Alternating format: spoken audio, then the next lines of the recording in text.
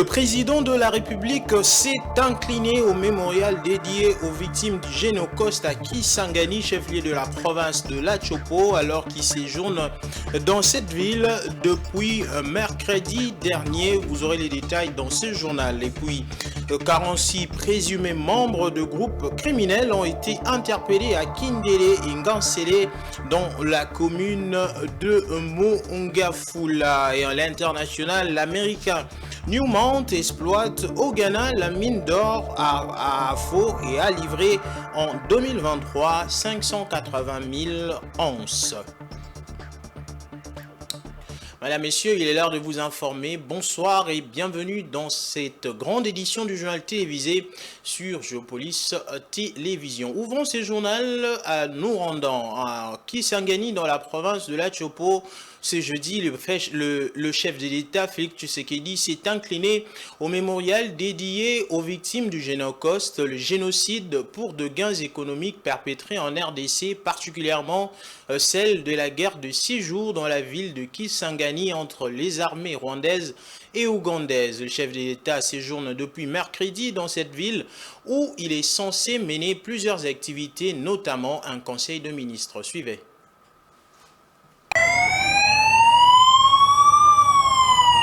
Au deuxième jour de sa mission d'itinérance à l'Atchopo, le chef de l'État, Félix-Antoine Tshisekedi Tshilombo, a débuté ses activités par une cérémonie d'hommage aux victimes du génocide pour des gains économiques génocostes. Au site mémoriel du cimetière de la guerre de 6 jours, le chef de l'État a reçu d'amples explications sur les sites près du directeur général adjoint du FONAREV, Kevin Ngunga.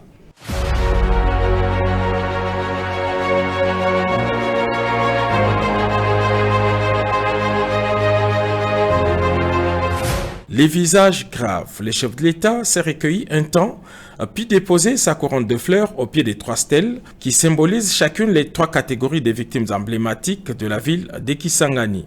Il s'agit des victimes jetées dans la rivière Chopo ou dans les fleuves Congo, celles enterrées vivantes dans des fosses communes et des victimes portées disparues. Le président Félix-Antoine Tshisekedi Tshilombo a pris son temps pour s'entretenir avec l'une des survivantes de ces atrocités, Madame Ochudi, dont la famille entière a été abattue par les forces belligérantes.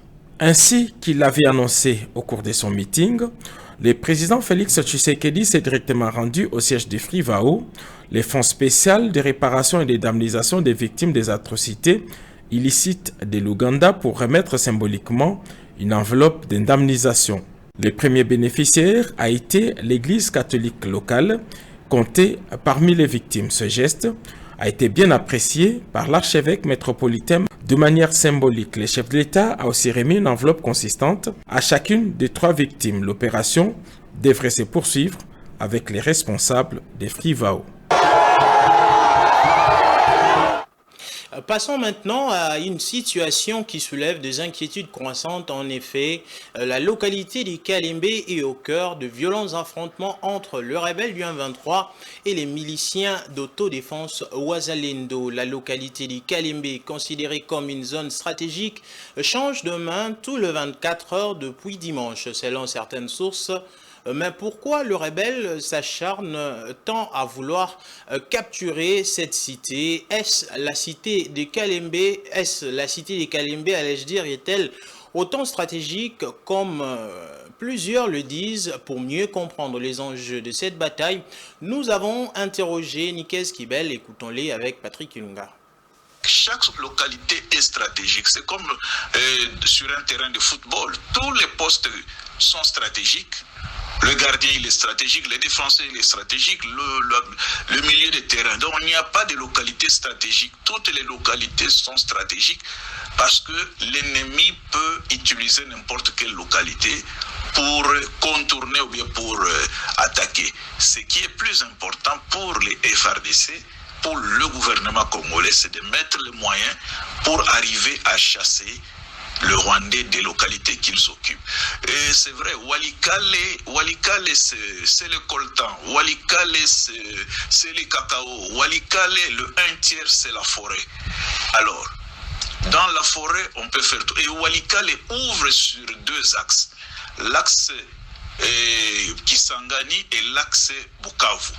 Donc Walikale dans son ensemble est aussi stratégique et donc les FRDC doivent renforcer, non seulement renforcer, mais monter des stratégies pour bouter l'ennemi hors du territoire national. Il n'y a que cela comme solution. Sinon, on nous endort. Vous savez que pour Kigali, ils ont pris ce qu'ils devaient prendre. Ils ont pris le sud du Nord Kivu, c'est-à-dire de Kanyabayonga jusqu'à la porte de Goma. Cette partie contient des minéraux comme les niobium qui sert à la fabrication de fusées. Vous avez les coltans qui entrent dans la fabrication des nouvelles technologies de l'information et de la communication. Vous avez aussi les espèces, c'est-à-dire dans le parc, la biodiversité.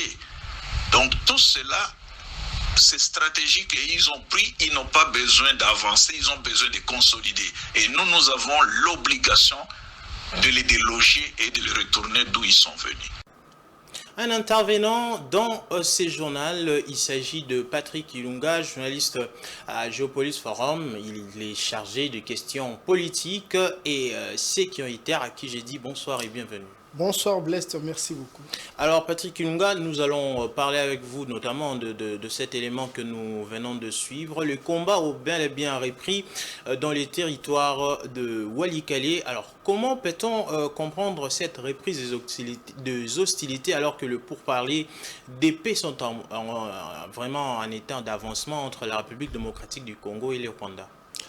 Oui, il faut dire que les pourparlers sont en cours entre le Rwanda et la République démocratique du Congo.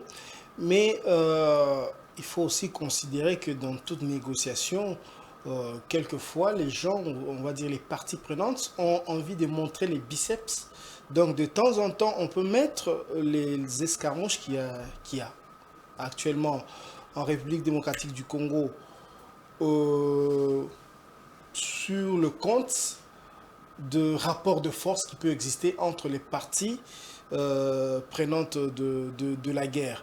Mais rappelez-vous que dans quasiment toutes les négociations qu'il y a eu, les rounds de négociations, les réunions interministérielles entre la RDC et le Rwanda, il y en a eu 5. Okay. Il y a eu plusieurs réunions entre les experts des deux pays. Il y a eu plusieurs réunions entre les chefs d'État. Dans quasiment toutes les réunions, aucun communiqué final de ces réunions-là n'a fait mention du M23. Et donc, pour le M23, c'est une façon de pousser la partie congolaise à les considérer, à ne pas les ignorer. Dans la négociation aussi. Dans la négociation, pour appeler éventuellement le M23 sur la table de négociation, parce que eux, parmi les revendications, ils disent, on va peut-être poser le problème sur la table, mais il faut qu'on soit autour de la table avec le gouvernement de Kinshasa, comme ils disent. Et donc, pour ce combat, on peut le mettre sur le compte des escarmouches, du rapport de force que la partie M23 veut faire une sorte de chantage à la partie gouvernement de Kinshasa, pour qu'il soit rappelé à la table de négociation. Parce que pour Kinshasa, le M23 n'existe pas. C'est juste le Rwanda qui manipule quelques Congolais et qui sont mélangés avec les éléments de l'armée rwandaise. Et donc, c'est la clé pour Kinshasa pour dire qu'on ne pourra jamais négocier avec vous.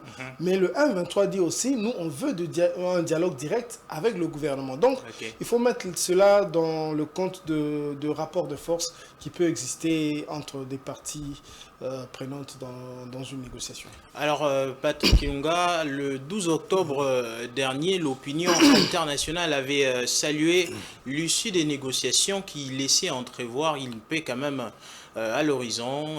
Comment on peut dire quelque chose par rapport à ça? Voilà, il faut d'abord dire que les gens, l'opinion nationale, l'opinion internationale, ont salué l'issue de négociations du 12 octobre entre les ministres des Affaires étrangères de la RDC et le ministre des Affaires étrangères du Rwanda sous l'égide de l'Angola. Mais ça peut être juste de la poudre aux yeux.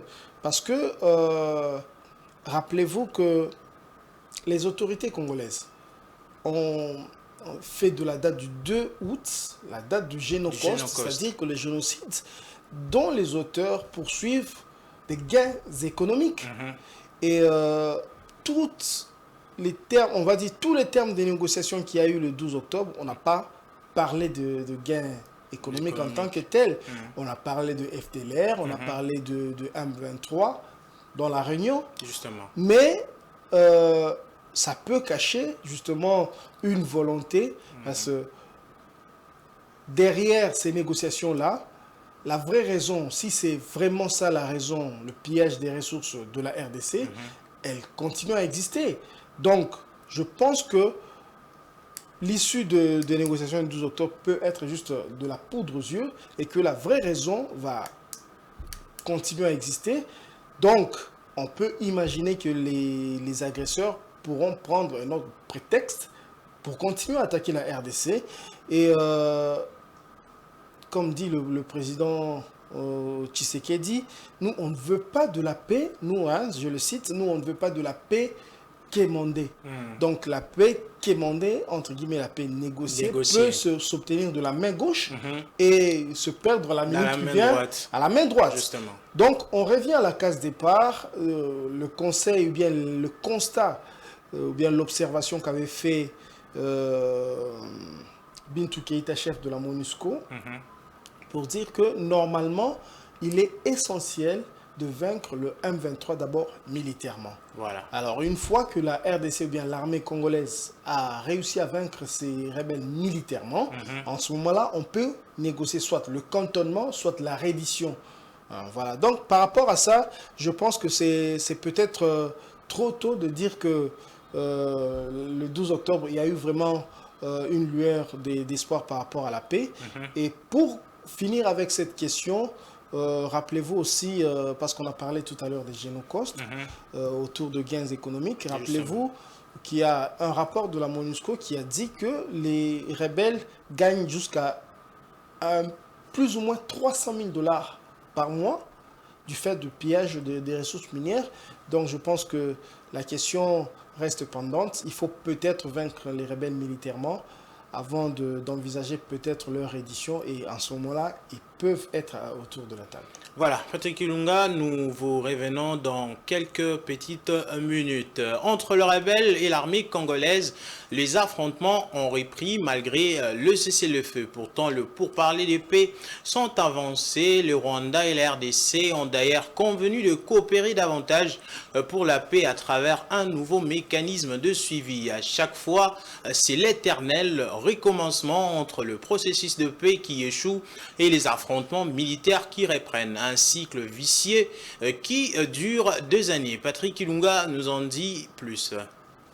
Entre le Rwanda et la RDC, c'est l'histoire des accords sur le papier, mais qui reste souvent lettre morte dans les faits. Car malgré les accords sur le terrain des opérations, le Rwanda a continué à appuyer les rebelles, foulant au pied les efforts de paix. Après l'échec dans l'application de l'accord cadre signé à Addis Abeba en 2013, un nouveau cadre avait été instauré, le processus de Nairobi et de Luanda. Outre les négociations de la capitale kenyane, qui prévoyaient de mettre autour de la table les groupes rebelles et le gouvernement congolais, l'Union africaine avait responsabilisé le président Joao Lourenço pour piloter le processus de Luanda. Après quelques rencontres entre les présidents Tshisekedi et Kagame, la tension sur le terrain a éloigné toute perspective d'accord et les deux chefs d'État se sont chacun enfermés de son côté. Loin de s'avouer vaincu, le médiateur angolais a multiplié des astuces poursuivant des bons offices à travers des réunions des experts et des réunions interministérielles entre les délégations du Rwanda et de la RDC. Ainsi, le 30 juillet 2024, le processus de Luanda avait été relancé. Sans forcément conclure sur la cessation d'hostilité, Kinshasa et Kigali avaient signé un engagement pour un cessez-le-feu. C'est dans ces entrefaites aussi que les États-Unis d'Amérique ont réussi à imposer aux parties prenantes de la guerre en RDC à mettre en place une trêve humanitaire de 2 semaines qui avait été renouvelée encore de 2 semaines début août. Un calme relatif était alors de retour, quoique les rebelles clamaient ne pas être automatiquement liés aux engagements de Luanda entre la RDC et le Rwanda. Les différents communiqués à l'issue des réunions n'ont d'ailleurs jamais mentionné le M23. Les rebelles, pour faire pression, ont quelquefois lancé des attaques avant de poser les armes à nouveau.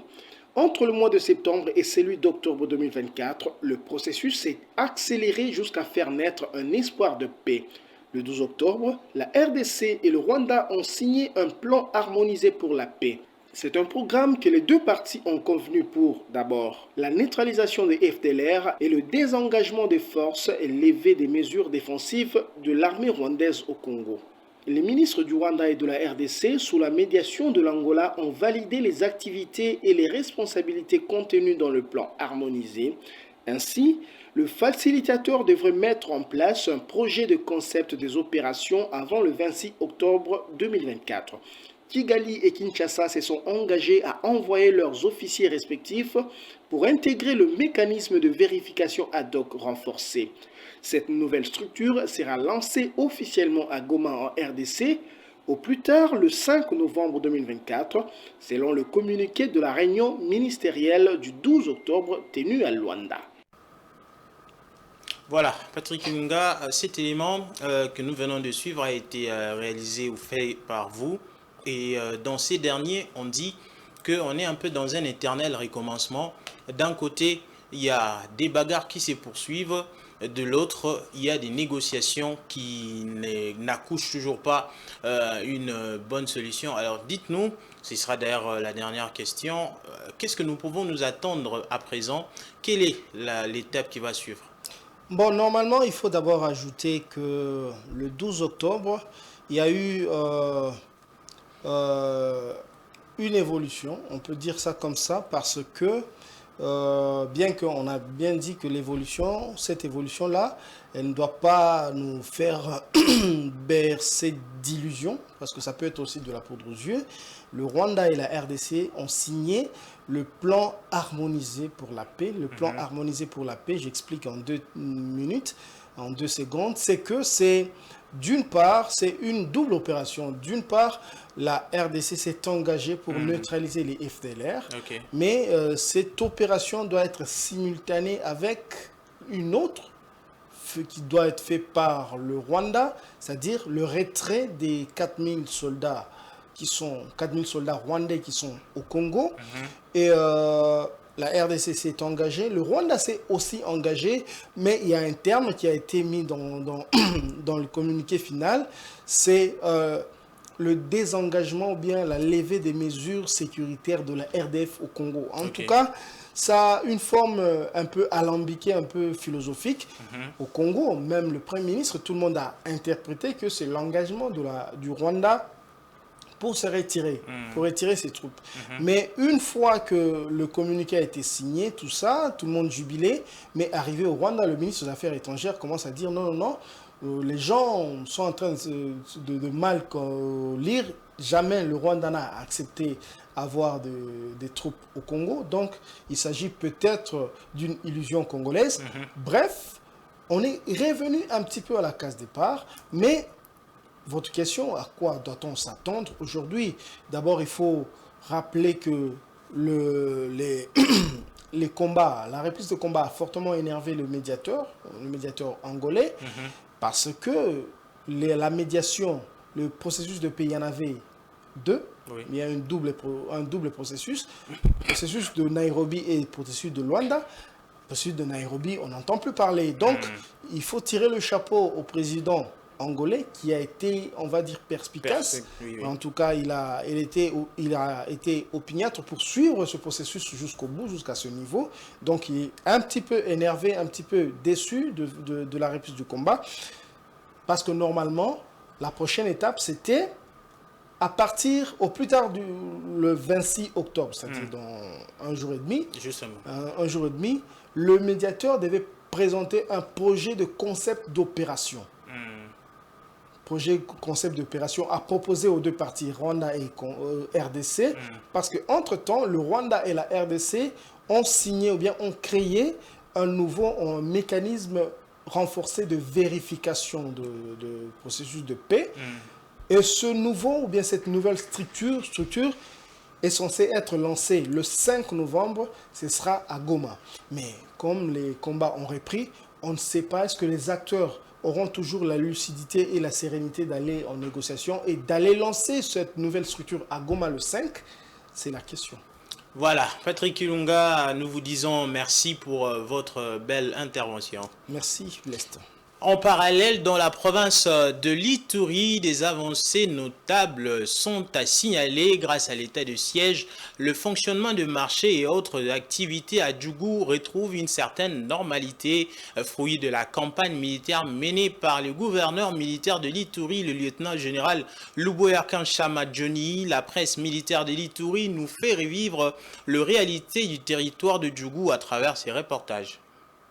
2 villages entièrement incendiés et abandonnés à cause de groupes armés en territoire de Djougou sont peuplés depuis quelques années, en Ituri et plus précisément en territoire de Djougou, fruit des efforts des animateurs instaurés par le chef de l'État et commandant suprême en Ituri et au Nord Kivu depuis mai 2021. Nous sommes ici sur la RN 27 et à Mungwalu.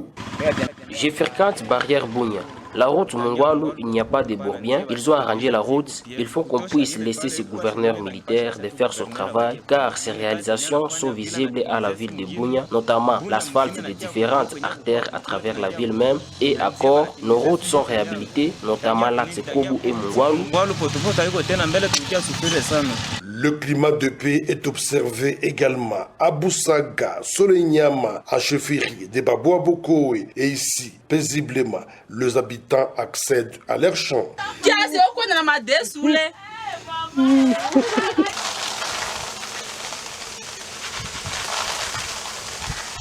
L'activisme de groupes armés dans cette zone avait fait délocaliser le bureau à Centrale, mais aussi grâce à l'état de siège, le bureau fonctionne en chefferie de Baboua Bokoé. Une mouture de dialogue a été organisée à Masumbuko, Blukwa. Conséquence, le marché de Dramani et bien d'autres sont opérationnels. Ces Ituriens sensibilisent leurs pairs à la culture de la paix.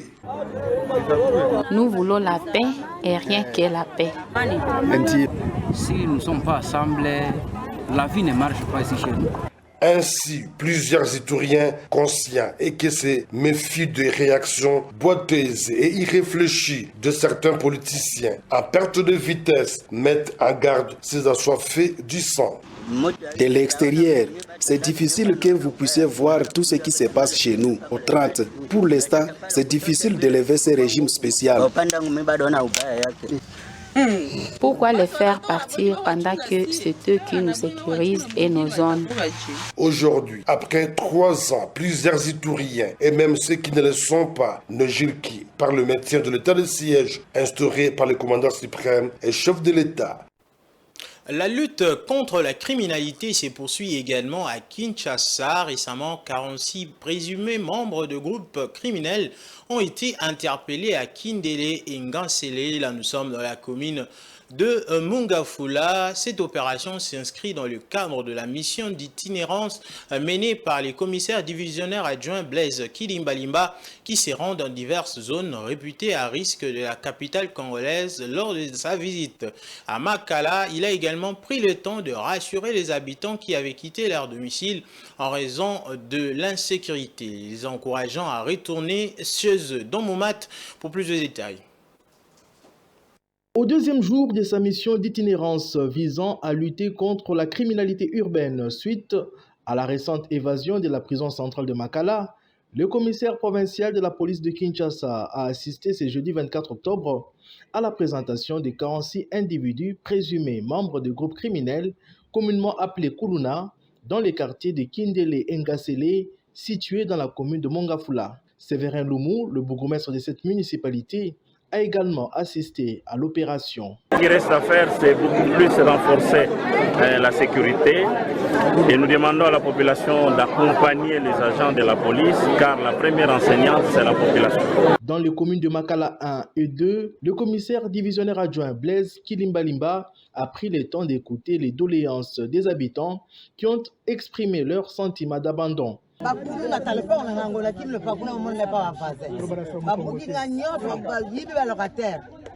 Le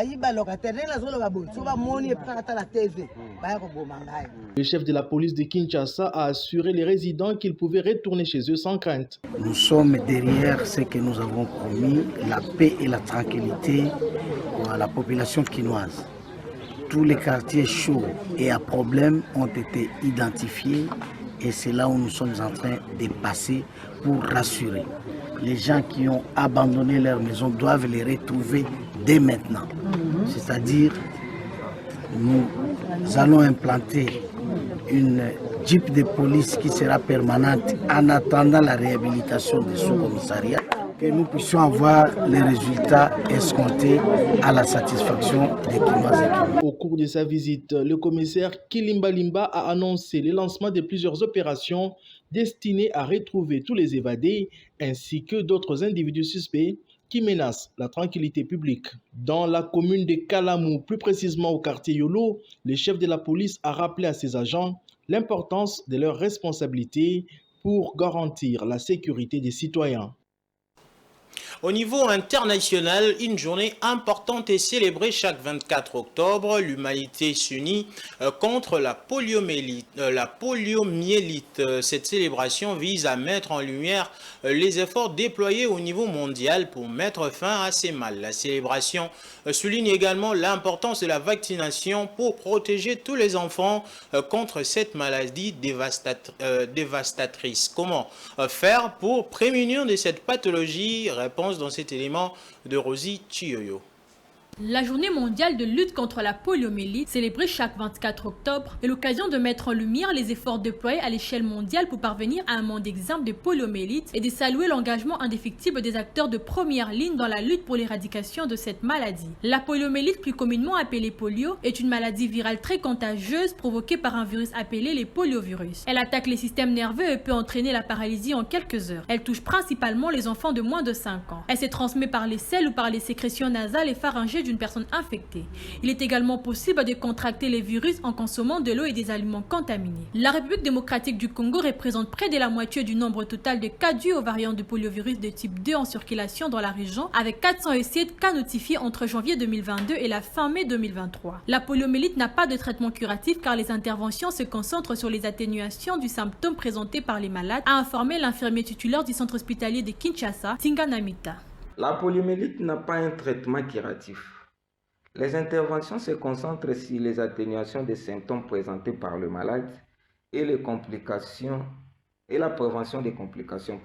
Donc, cela peut inclure les antidouleurs en cas de douleur et le service de kinésithérapie pour aider à récupérer le mouvement musculaire.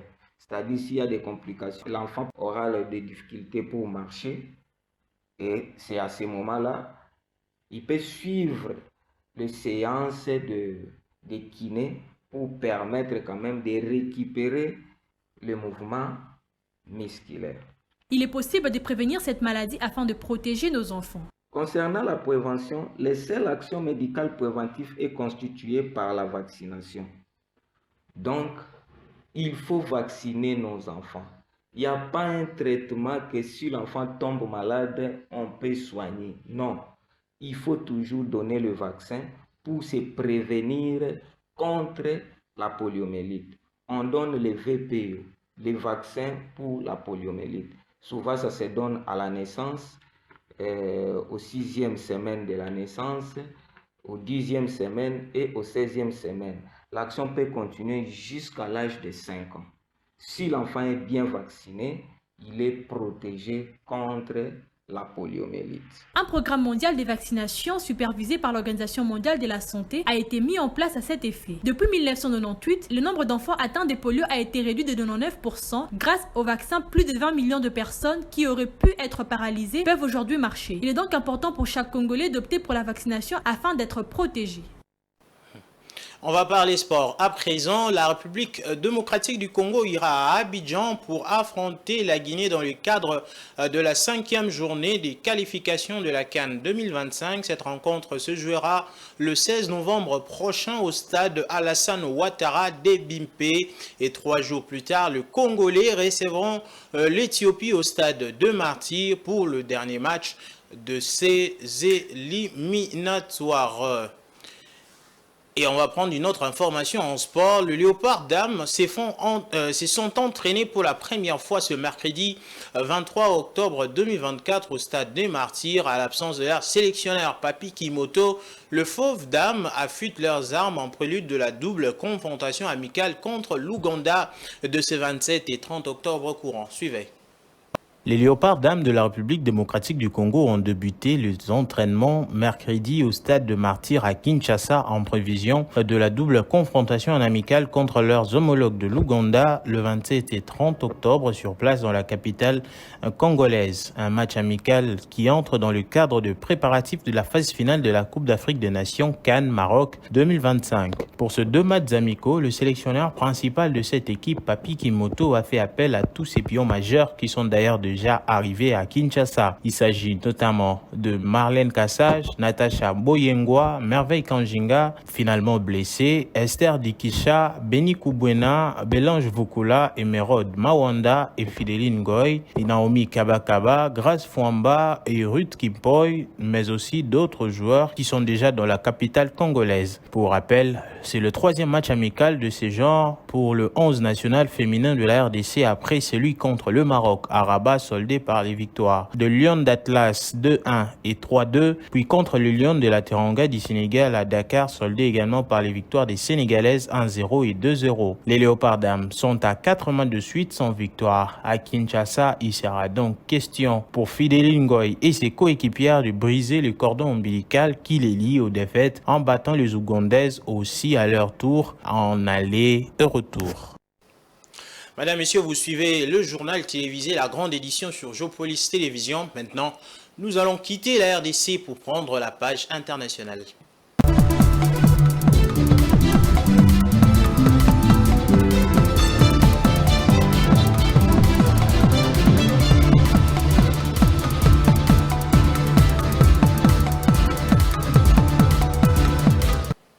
Un tour d'horizon économique s'impose. En Côte d'Ivoire, la Direction générale des impôts a récemment fait le point sur ses performances et la Direction générale des impôts a fait les points sur ses performances pour le troisième trimestre 2024 et dévoile ses objectifs pour la fin de l'année. Malgré un léger recul par rapport aux attentes, le recette fiscale affiche une progression par rapport à 2023. Suivez. En Côte d'Ivoire, la Direction générale des impôts a fait les bilans de ses activités pour le troisième trimestre 2024 et dévoilé ses perspectives pour le dernier trimestre. Sur le 3 premiers trimestres de l'année, la DGI a collecté un total de 3 168,3 milliards de francs CFA, soit un taux de réalisation de 94,7% contre un objectif de 3 343,9 milliards. Un écart de 175,7 milliards de francs CFA est observé, principalement en raison de faibles rendements de certains impôts comme la TVA et l'impôt foncier. Malgré les défis liés à la gestion de finances publiques, la DGI enregistre une hausse des recettes par rapport à 2023 avec une augmentation de 11,9% pour le troisième trimestre. Pour le quatrième trimestre, la direction vise un objectif ambitieux de 1092,9 milliards de francs CFA, soit une augmentation de 201 milliards de francs CFA par rapport à la même période de l'année précédente. Le ministre a insisté également sur l'importance de la digitalisation de l'administration fiscale pour améliorer l'efficacité de processus et garantir des recettes suffisantes pour soutenir l'économie ivoirienne. Le gouvernement ivoirien continue de renforcer ses actions pour assurer une gestion rigoureuse des finances publiques. L'accent est mis sur la modernisation de l'administration fiscale à travers la digitalisation et la mise en œuvre de réformes fiscales avec l'appui de partenaires comme le FMI. Ces mesures visent à consolider la stabilisation économique et à soutenir les ambitions du pays pour atteindre une croissance durable et inclusive à l'horizon 2030. Enfin, un focus sur l'industrie minière en Afrique. Premier producteur mondial d'or, l'américain Newmont exploite au Ghana la mine d'or à Afo en 2023. Cet actif a livré 581 000 onces, contribuant à une production nationale estimée à 4 millions d'onces. Suivez. L'américain Newmont a annoncé le 23 octobre une production d'or attribuable de 587 000 onces pour le 9 premiers mois de l'année sur la mine d'or à Afo au Ghana. Le premier producteur mondial d'or prévoit sur l'année entière une production d'or attribuable de 6,93 millions d'onces sur l'ensemble de ses opérations, dont 725 000 onces à Afo. Afo a livré 581 000 onces en 2023. La compagnie attribue la hausse des 25% prévue pour la production d'or cette année par la teneur plus élevée du minerai extrait et des taux d'extraction souterraine élevés. En atteignant son objectif à Afo, Newmont a participé à la croissance annoncée de la production ghanéenne d'or cette année depuis l'annonce de cette vente de sa mine à Kiem. Plus tôt cette année, la compagnie n'exploite désormais qu'une seule mine dans le pays. Selon les prévisions de la Chambre de mine, la production d'or devrait se situer entre 4,3 millions d'onces et 4,5 millions d'onces en 2024 contre 4 millions d'onces en 2023. La production devrait encore augmenter davantage en 2025 avec notamment la mise en service de la mine à Afo Nord de Newmont qui peut livrer entre 275 000 et 325 000 onces d'or par an. Notons que la hausse de la production d'or s'accompagne d'une augmentation des revenus d'exploitation. Au Ghana, l'or est le premier produit d'exportation et les revenus générés par les 6 premiers mois de l'année ont augmenté de 46% en glissement annuel pour atteindre 5,04 milliards de dollars. Cela représente 54,6% de la valeur totale des exportations ghanéennes sur le premier semestre 2024 contre 42,3% en 2023, indique la Bank of Ghana. Et pour complémenter l'actualité, place à présent à la revue de presse avec la sélection et les commentaires de Patience Lokeke.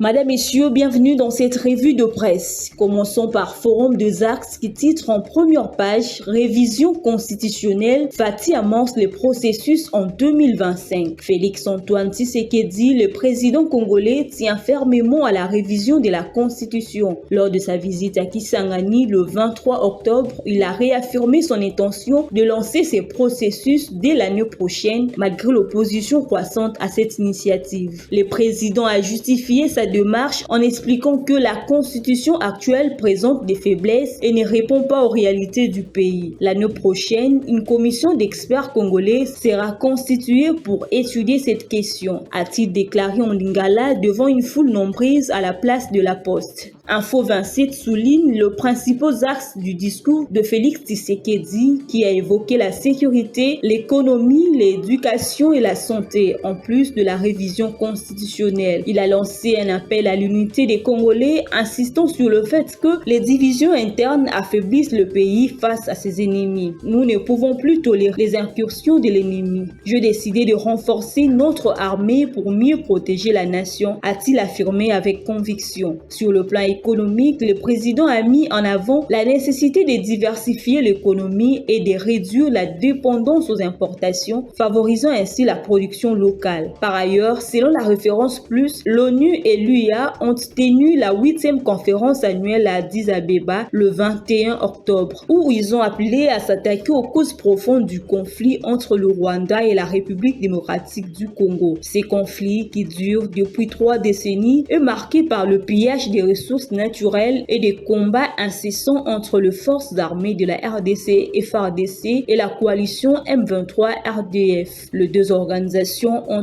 insisté sur la mise en œuvre intégrale de l'accord cadre pour la paix, la sécurité et la coopération signé en 2013 et ont recommandé une meilleure coordination des initiatives de paix, notamment via le processus quadripartite de l'Union africaine. Ils ont également salué les cessez-le-feu du 4 août entre la RDC et le Rwanda, bien qu'ils aient exprimé des inquiétudes concernant la situation humanitaire dans les provinces du Nord Kivu et de l'Ituri, où les groupes armés continuent de servir. Enfin, Africa News fait état d'un sit-in organisé par les conseillers communaux de Kinshasa le 21 octobre devant l'hôtel de ville. Ils ont demandé une meilleure collaboration avec le bourgmestre tout en déplorant le non-respect de cadre de travail. Les conseillers ont également réclamé le paiement de leurs frais de fonctionnement non versés depuis près de 10 mois. Nous n'avons reçu ni frais d'installation, ni frais de fonctionnement. Nous voulons que les gouverneurs de la ville se prononcent à ces sujets, a déclaré Félix Bongongo, coordonnateur du collectif. Les conseillers ont demandé une rencontre directe avec le gouverneur sans intermédiaire afin de faire valoir leurs droits et ont recommandé à la Commission électorale nationale indépendante de publier un calendrier réaménagé pour les élections de bourgmestre et des conseillers urbains dans le plus bref délai. Fin de cette revue de presse, au revoir et à la prochaine.